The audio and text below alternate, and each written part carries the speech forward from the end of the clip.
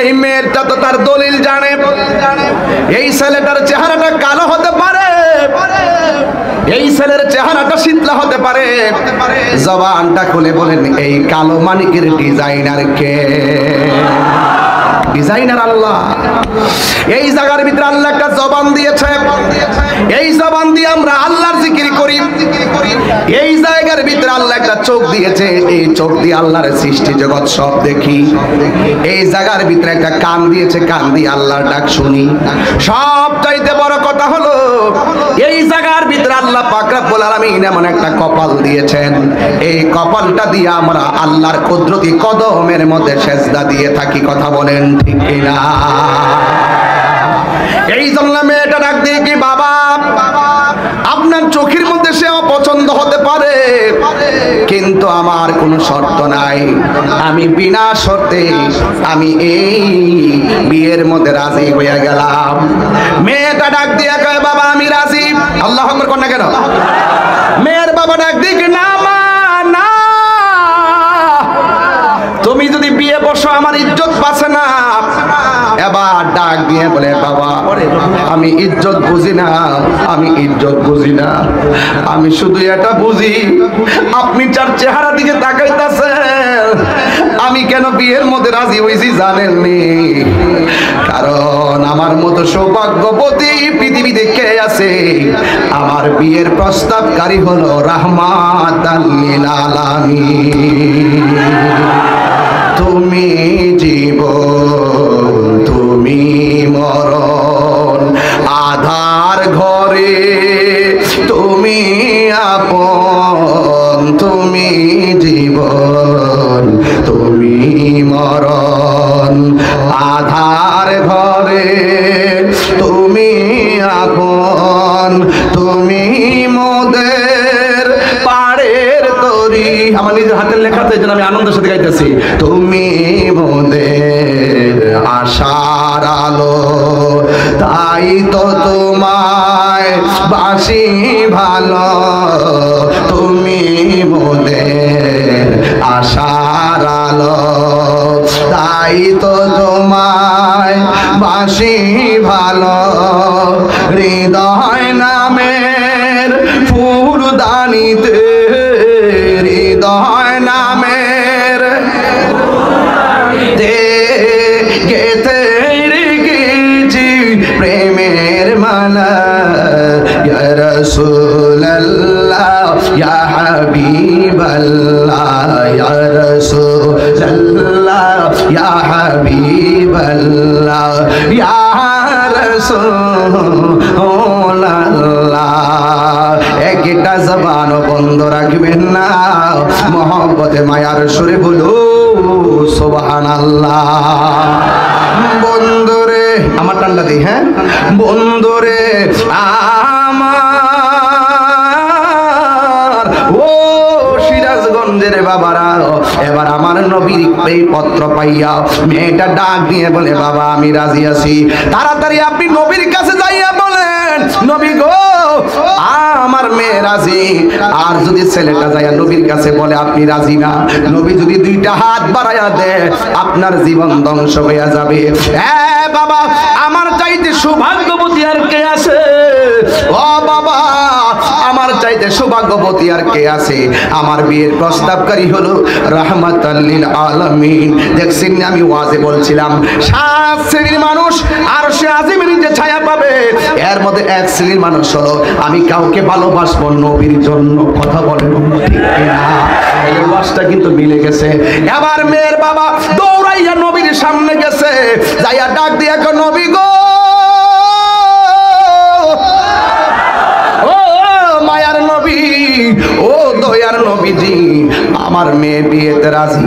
এবার সাহাবী আয়েশা নবীর সামনে দাঁড়াইছে, দাঁড়ানোর পরে কয়, এক সালাবা এখন তো মেয়ের বাপও রাজি, মেয়েও রাজি, এখন তুমি যে মেয়ের বিয়ে করবা, মেয়েরে কি মহরানা দিবা? এই কথা বলার পরে অন্যান্য সাহাবী ডাক দিয়া কয়, নবী গো এই সালাবা যুদ্ধ করতে যাইয়া যত সম্পদ ছিল সব বিলাইয়া দিয়া দিয়েছে। এই সালাবার লুঙ্গিটা ছাড়া, গেঞ্জি ছাড়া তার কোনো সম্পদ নাই। এখন নবী ডাক দিয়া কয়, মহরানা কি দিবা? অন্যান্য সাহাবীরা বলেন নবী গো আমরা আসি না, আমরা তার স্বাবলম্বী বানাইয়া দিব। কেউ দিনার কেউ টাকা দিতেছে, পয়সা দিতেছে, দিয়া তারে অনেক টাকার মালিক বানাইছে। এবার সালাবা অনেক ধনী হয়ে গেছে। আল্লাহর হাবিব ডাক দিয়ে বলে সালাবা যাও যাও বিয়ের কেনাকাটা করে নিয়ে আসো। এবার কেনাকাটা করার জন্য সে চলে গেছে, মার্কেটে চলে গেছে। মার্কেটে যাইয়া বিয়ের কেনাকাটা সব করলো। হঠাৎ করে একটা আওয়াজ এসেছে, হাইয়া আলাল জিহাদ,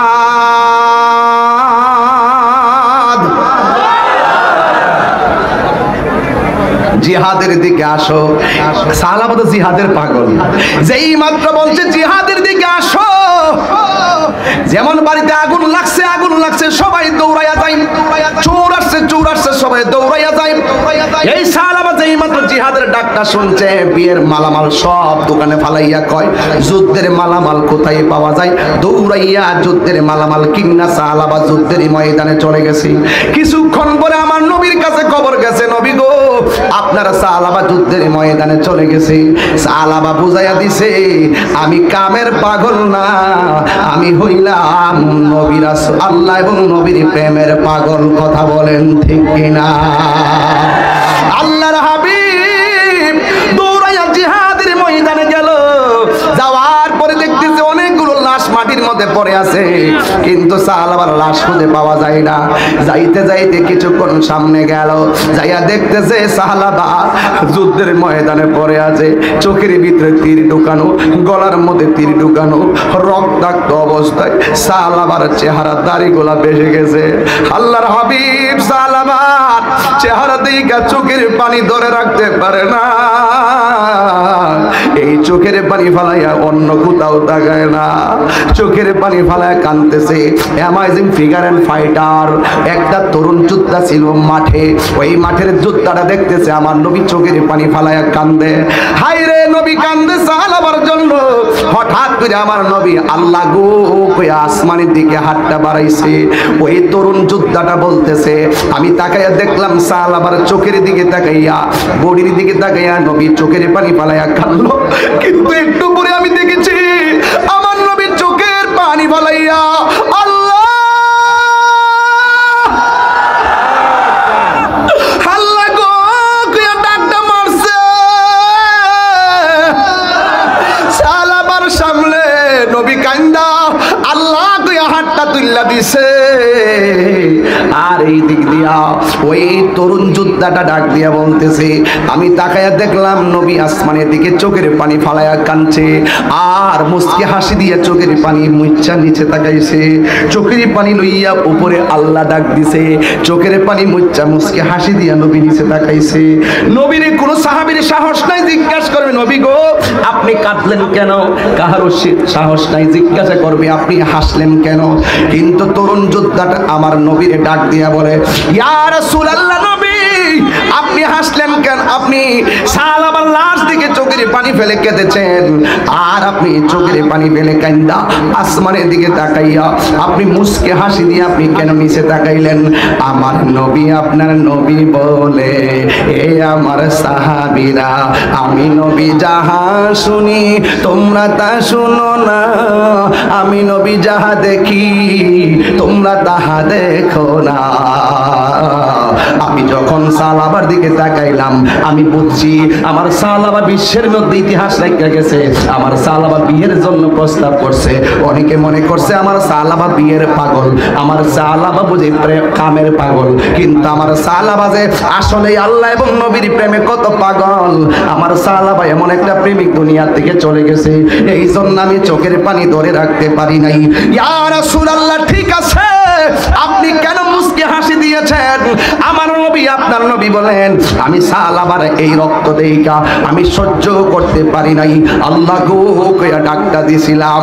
আমি যখন আসমানের দিকে তাকাইছি আমি তাকাইয়া দেখলাম আমার সাহাবা শুধুমাত্র আমারে রাজি করে নাই, রাজি আল্লাহ আমার আল্লাহরে শুধু রাজি করে নাই, আমার আল্লাহরে এমন রাজি করেছে এই সাহাবার জন্য আমার আল্লাহ আসমানের 8টা দরজা খুলে দিয়েছে।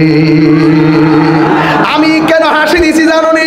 আমার সাহাবার লাশটাকে নেওয়ার জন্য ওই জান্নাতের ফেরেশতারা জান্নাতের ভিতরে যে হুর আছে এই হুরগুলা সাহাবাকে নেওয়ার জন্য তারা দৌড় মারছে, একটা আরেকটা শাড়ি ধরে টানাটানি শুরু করছে। এই সাহাবার প্রেম এমন ভাবে ছড়ায়া পড়েছে, এই জন্য আমি রাসূল হাসি দিলাম। যারা আল্লাহর জন্য দিবানা, নবীর জন্য দিবানা, আমার আল্লাহ তাদের জন্য কত সুন্দর বারামখানা বানায়া দেয়। যুবক ভাইরা আমার, আমি কাউকে ভালোবাসবো আল্লাহর জন্য, কাউকে ঘৃণা করবো আল্লাহর জন্য, আমি কাউকে ভালোবাসবো আল্লাহর জন্য, নবীর জন্য, কাউকে ঘৃণা করবো নবীর জন্য। এই জন্য আমার নবী বলেন, যারা এই প্রকৃতির মানুষগুলা রয়েছে এই মানুষগুলার জন্য আমার আল্লাহ আরশে আজিমের নিচে ছায়া দান করে দেয়। জোরে জোরে কি আল্লাহু আকবার বলা যাবে না? সবাই হাত তুলে বিদায় বেলায় বলেন আল্লাহু আকবার।